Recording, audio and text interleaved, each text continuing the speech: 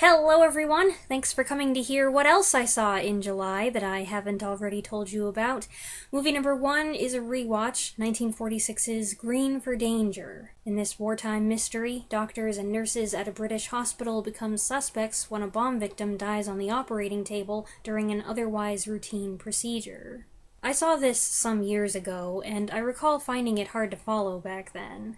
Most of the major players are introduced in the first scene with surgical masks covering their faces. There are 2 men and 4 women in the room. This one likes this one, but this one likes her too, but she likes this one. I struggled to keep track of everyone, and that made the ensuing plot confusing.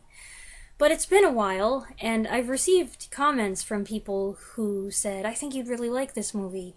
So I decided to give it another go, and as it turns out, except for a couple images, I didn't remember much. It was like watching it for the first time, and I'm glad to report that the second time around, I really enjoyed it. It does start out with as much messy personal drama as an episode of ER or Grey's Anatomy. I'm assuming. I've never seen a single episode of Grey's Anatomy. I have seen bits and pieces of ER. That was a long time ago. But it also does a fine job grounding the film in historical reality. This takes place during the Blitz. Germans are sending V-1 rockets, also known as doodlebugs, into London, so you have characters pausing as something roars across the sky, and then diving for cover when there's an ominous silence. And the mystery is a solid one. The suspects all interesting people and well cast, with Trevor Howard and Leo Genn leading as rivals for Sally Gray's attention.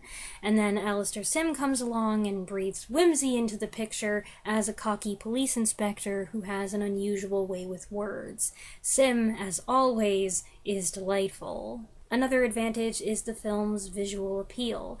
Even exterior shots that are clearly just filmed on a soundstage have an attractive quality, and there is one thrilling sequence that could easily have been in a horror movie. Overall, this is a great film with an excellent blending of drama, suspense, and levity. I'm glad I gave it a second look.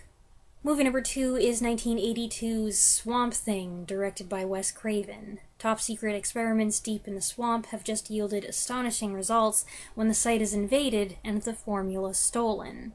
The genius behind it gets contaminated and retreats to the water, where he transforms into a plant-like being. I saw the first 20-30 minutes of this on TV years ago, and I always found the Creature from the Black Lagoon vibes intriguing. While this is the origin story of a DC comic book character, it also feels like a send-up of, or tribute to, Universal monsters of the past. I say send-up or tribute because I honestly can't determine the dominant tone.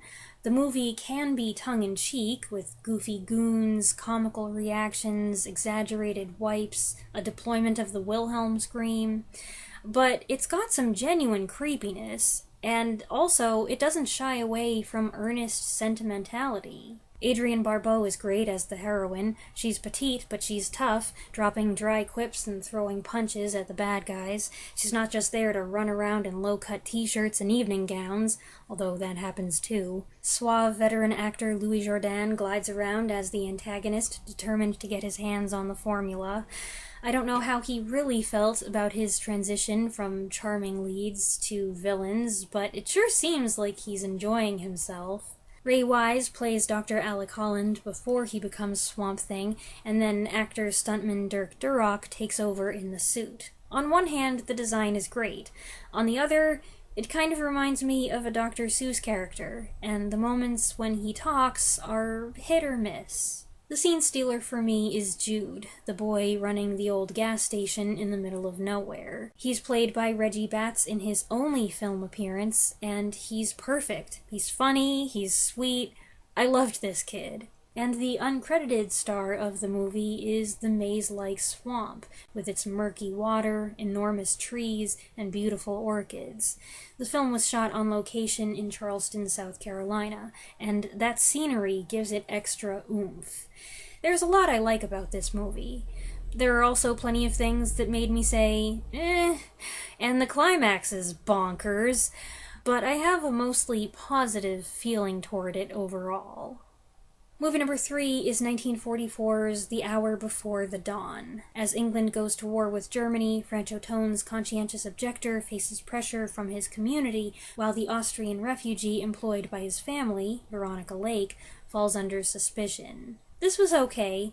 As a drama, it has appeal in its depiction of a well-to-do family dealing with conscription and air raids, but as a thriller, it's oversimplified. And the script shows its hand too early, at least in my opinion. I kept holding on to the possibility that maybe we were being misdirected, but no, things really were that plain. This is one of those movies with an A couple and a B couple, where the B couple is actually more interesting. That's John Sutton and Binnie Barnes, whose characters have been married for over a decade. They mercilessly rag on each other, and because she's an actress on tour, they don't get to spend that much time together, but still their relationship has more sparks than any interaction between Franchotone and Veronica Lake. I found Lake's accent iffy, though it did sound kind of like she was doing a Marlene Dietrich impression. She looked right for her part, but I wish she'd played it with more subtlety. Also, Swedish actor Nils Astor has a modest role. It's nice that his sagging career got a little boost in the 40s. Not so nice that it's because he got stuck playing German villains in mediocre war movies. I'm making it sound like this is bad. It's not, but with some changes, it could have been better. Movie number 4 is 1956's The Bottom of the Bottle. Van Johnson and Joseph Cotten star as estranged brothers. Johnson, a convict who has just escaped from prison, and Cotten, a successful lawyer and rancher who wants nothing to do with him. Johnson is desperate to reunite with his wife and children over the border, but a raging flood forces him to stay with his brother under a false name. If you're guessing I had this on my watch list because Joseph Cotten's in it, you're absolutely right, but actually it's Van Johnson who delivers the noteworthy performance here as a paranoid alcoholic on the edge of a breakdown. I've seen him play a variety of character types, but never someone this volatile and intense. I thought he was very good, and Joseph Cotten, well, he's always good. Ruth Roman co-stars as Cotten's wife, and it's an engrossing, dramatic thriller. It's too bad the copy on YouTube isn't better quality. It could have used a couple hundred more pixels so we could see people's faces from a distance, but despite that, I enjoyed the movie. I would not have thought of casting Johnson and Cotten as brothers, especially not angsty ones, but it works, and it's a good story. Number 5 is the 1993 TV movie titled The Flood, Who Will Save Our Children, about the tragedy that occurred in 1987 when a bus leaving a Christian camp in Comfort, Texas, was washed away in a flood, leaving kids clinging to trees as they prayed for rescue. Like many others, we were reminded of this event after the recent flooding disaster in Texas. As my mom followed the news, she was reminded of what had happened before, and then subsequently reminded of this movie, which she had seen on Lifetime years ago, back when Lifetime made good movies about real events. I must have seen it with her because I knew what she was referring to. I was able to remember certain things about the movie, even though I was pretty young at the time. It took some digging, but I finally found the name of the movie, and then I was able to find it on YouTube. And when I told her it was available, she said she'd like to see it again. I wasn't 100% on board with it, and considering she's been very emotional listening to the stories coming out of Texas, I felt like maybe we should wait a while, but we went ahead. And I won't say it wasn't difficult. There are many eerie similarities. It's the same river, another Christian camp, and seeing a situation play out so like what happened on July 4th was rough.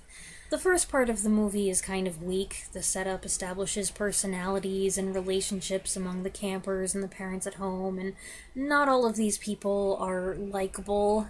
There's some frivolousness, there's some juvenile delinquency, and some of the performances are kind of eh. But as soon as the disaster hits, things take a much more serious turn, and it moves very quickly. They did a good job recreating the event. The acting, for the most part, is good, and the aftermath covers multiple perspectives. I did ask myself if I should leave this one off the list, or if I should mention it but not show any images that may seem tasteless or insensitive, but I did feel we benefited from revisiting the film, and my mom and I both found it very moving. Movie number 6 is actually a two-part miniseries from 2011, The Sinking of the Laconia, based on the 1942 incident in which a British ship carrying civilians and Italian POWs was torpedoed by a German U-boat, and then the German captain picked up the survivors. It features a large cast that includes many familiar faces, and it's pretty good. I like the story, and some of the performances are compelling, especially in the second half. I always appreciate it in a show or a movie when the character I've come to despise the most turns around and delivers the most emotional scene, and that happened here. But I didn't like this as much as I thought I would. For one thing, it didn't need to be 3 hours long. Emphasis is placed on character development, and I'm all for that. But I feel like this could easily have been a 2-hour, 20-minute movie. I know it's adapted from a book, but I still suspect it was stretched out to cover 2 nights of television. Another thing is that the actors playing the Americans stunk, and it really stood out. They don't have very many scenes, and I'll accept, there are some people I saw in the reviews on IMDb who were calling this movie anti-American. I'll accept that the Americans became the bad guys in this situation, but it is a bit much that they also have terrible accents, terrible dialogue. Their styling is not period appropriate, and they're portrayed as absolute buffoons. The British and the Poles don't get a super favorable edit either, but the Italians and the Germans do. The Germans here are downright heroic. And it should probably be noted that this is a UK-Germany co-production, so, take from that what you will. Ultimately, it is a good war movie, a good survival movie, a good German sub movie, and just a good story about humanity in time of war.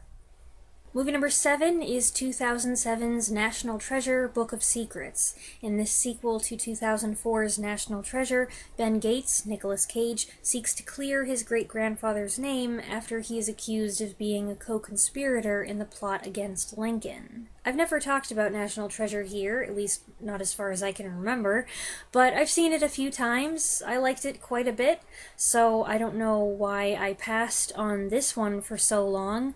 Turns out, it's a good sequel. Yes, it does follow pretty much the same track. There were points when I said, hey, that exact same thing happened in the first movie. And if I had just revisited it, I'm sure I'd have noticed even more of that. But it was nice to catch up with these characters and be reminded how fun and likable they are. Nicolas Cage delivers a few very Nicolas Cagey moments. Diane Kruger shines in her return as his sparring partner. And I always had a soft spot for Justin Bartha's Riley and all his goofy lines. Jon Voight returns as Cage's dad, and then Ed Harris, Harvey Keitel, Helen Mirren, and Ty Burrell join the party, plus Bruce Greenwood, who is extremely charming as the president. It's a great ensemble. National Treasure is kind of like Mission Impossible for American history nerds. The plot is chock full of puzzles, coded messages, hidden keys, there's hacking, car chases, people going undercover. It has so much to cram in that characters are forced to figure things out with unbelievable swiftness. They are either geniuses or incredibly lucky, and it's quite absurd, but I find I'm perfectly willing to accept it. It's an amusing adventure, and while it moves fast, I don't ever feel like I'm being left in the dust. Apparently there have been efforts to get a third film off the ground for years, and as the credits rolled, I did think it too bad they never made another. But at this point, I'm not sure I would want one. So much time has gone by, it may be better to leave it a duo. Movie number 8 is 1967's Night of the Big Heat. A British island is beset by an intolerable and unseasonable heat wave, and people at a local inn begin to uncover the alarming source. This stars Christopher Lee, Patrick Allen, and Jane Merrow, with Peter Cushing credited as a guest star, and it was directed by Terence Fisher. This first came up when I reviewed 1966's Island of Terror, and again more recently when I reviewed 1965's Invasion. That's when I was describing the peculiar subgenre of old British science fiction movies where the characters stoically suffer unbearable heat, glistening with glycerin. I mentioned I had been meaning to watch this, and some viewers reported that it was fun, others warned me it was a waste of time. Well, I don't think it was a complete waste, but I didn't like it. The first part is slow and disjointed, leaving you wondering what on earth we're driving toward, and when you find out, it's interesting enough, and there are a couple good death scenes, but much of the film is actually devoted to an infidelity plot. Ugh. And it's an especially irritating one, with this older guy playing hot and cold with his crazy ex-side piece, while his wife is right there, and he seemed like an idiot to me because this girl was trying way too hard to be sexy when really her smugness and defiance just made her obnoxious. I despised both of them, and as soon as I realized that this was really, in some ways, the main focus of the movie, I was like, ugh. Also, while Christopher Lee is a main character, Peter Cushing only makes a few appearances, and they don't share much screen time. So much for that. My interest in the movie dwindled more and more as it kept going, and then, truth be told, I nodded off during the final resolution. So then I had to go back, and when I saw what that resolution was, I thought that was pretty lame too. So this one didn't do much for me. Movie number 9 is 1963's 55 Days at Peking. It's the year 1900, and tensions between the Chinese imperial government, the Boxer rebels, and the foreign legations are at a fever pitch, leading to an intense military clash. Charlton Heston, Ava Gardner, and David Niven star in this historical epic, chiefly directed by Nicholas Ray, and I was surprised. I had seen a bit of this before with no context, and based on that snippet, I never felt inclined to commit 2 hours and 42 minutes, including overture and intermission, to seeing the whole thing. Then, a few nights ago, as we were doing an Ava Gardner roundtable discussion over dinner, as you do, my mom mentioned this title, and my dad, who seldom asks to see anything, expressed an interest. And so I said, okay, we'll watch it. And what do you know? I actually liked it quite a bit. It's an engaging story and an exciting movie, paced relatively well. The characters have compelling conflicts. Ava Gardner's costumes are stunning. Dimitri Tompkins' music is energetic. And it's got great action scenes played out on these huge sets and sound stages that they built way out in a desert in Spain. Now, I can think of plenty of reasons why someone might hate this movie, like the fact it doesn't feature any real Chinese actors in major Chinese roles. They're filled instead by Flora Robson, Leo Gen, and Robert Helpman, who are all heavily made up to look Asian, which is fairly typical for an old movie, and I take it in stride, but others will not. And then there's the protagonist's point of view. I don't know what schools these days teach about the Boxer Rebellion. I barely remember learning about it when I was in school. But considering it was an anti-white, anti-Christian, anti-Western movement, I wouldn't be surprised if some viewers take umbrage with the depiction of the Boxers as brutal murderers and actually side with them against the foreign invaders.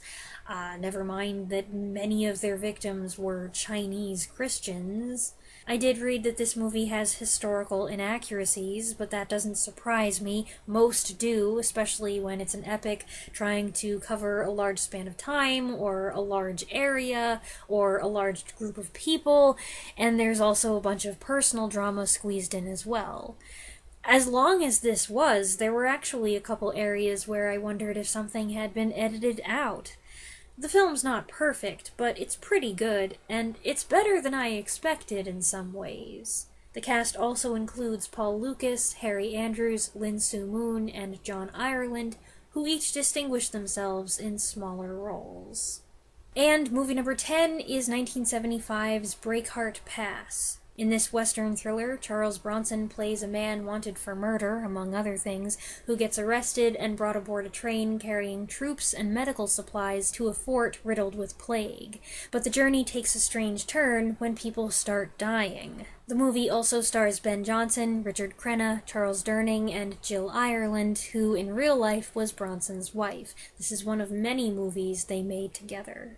I thought this started out a little slow, but it got better as it went on, especially once I realized that this was, in fact, a murder mystery. Bronson's outlaw is playing detective as he climbs all over the train searching for clues.